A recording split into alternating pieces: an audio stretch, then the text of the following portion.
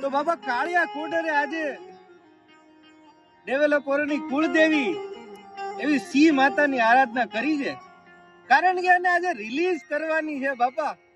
અને ઈ જેવી તેવી રિલીઝ નહીં, પ્રોડક્શનની લાઈવ એપ્લિકેશનની રિલીઝ.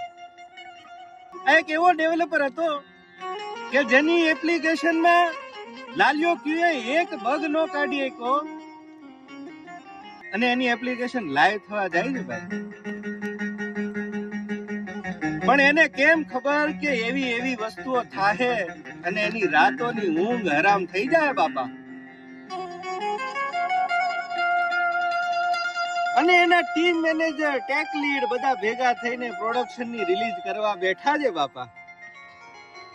અને એને માતાની મનમાં જ સ્મરણ કર્યું કે હે સી માતા, હે પાયથન દાદા, મારી આ રિલીઝ સક્સેસફુલ કરાવી દે તો હું તારા નામનું એક શ્રીફળ વધેરી,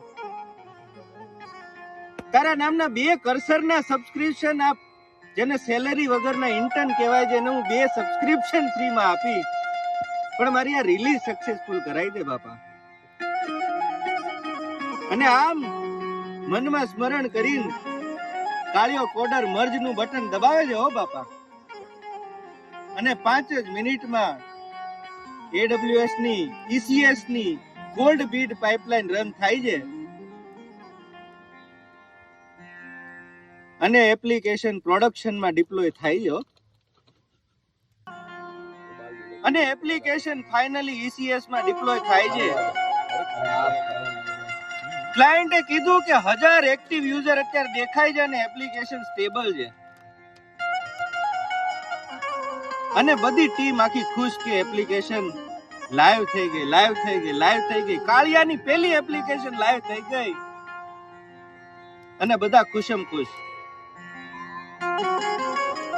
ત્યાં તો QA નો ટીમ્સ ની અંદર મેસેજ આવે છે કે એપ્લિકેશનમાં 502 ની એરર આવે છે, 502 ની એરર આવે છે ને કાળિયા કોડરના ધબકારા વધી ગયા હો ભાઈ કે આ તો શું થઈ ગયું.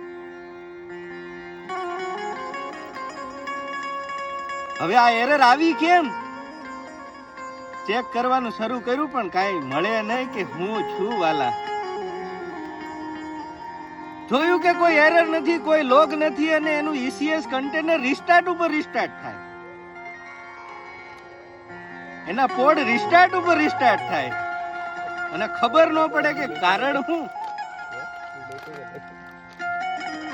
ટીમ મેનેજર ને બોલાવવામાં આવ્યા, ટેક લીડ ને બોલાવવામાં આવ્યા, પણ ખબર જ ન પડે કે 502 ની એરર આવે છે. અને આમ કાળિયા કોડરના રાતના ઉજાગરા અને પેલી પ્રોડક્શન રિલીઝ ની વાર્તા શરૂ થાય છે.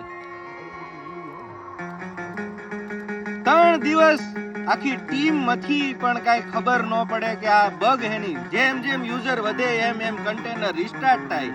કોઈ કોડમાં પ્રોબ્લેમ નહીં,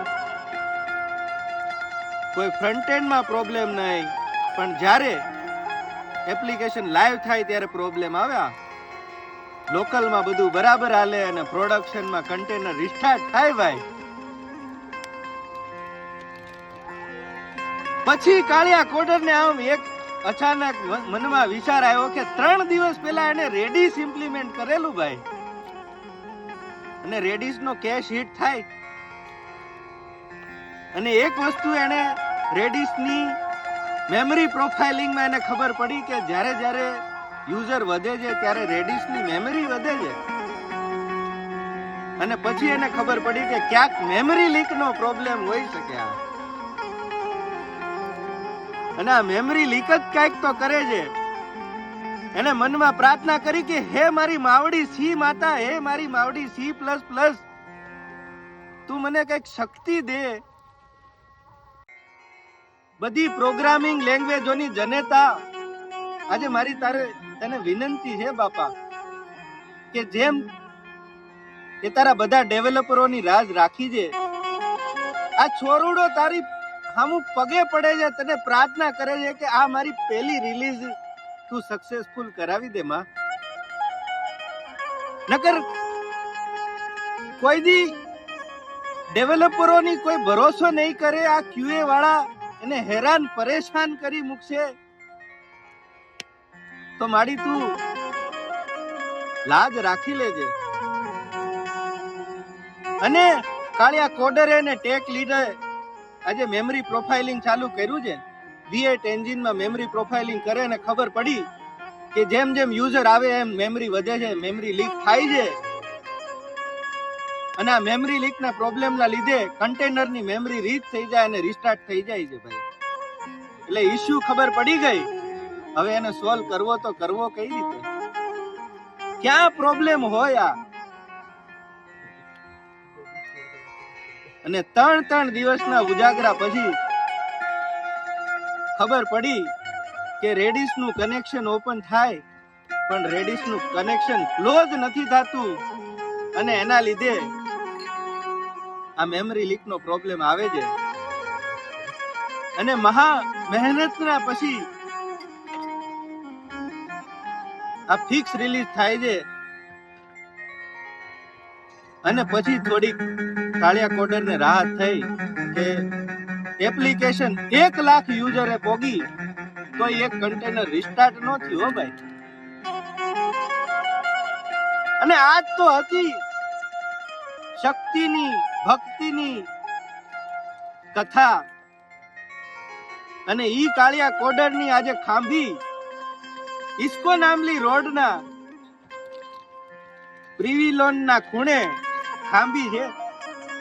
આજે જયારે ડેવલપરોને બગ આવે ત્યારે એક શ્રીફળ માને, એક કર્સર નું સબસ્ક્રિપ્શન માને અને એની બધી બગો વહી જાય બાપા.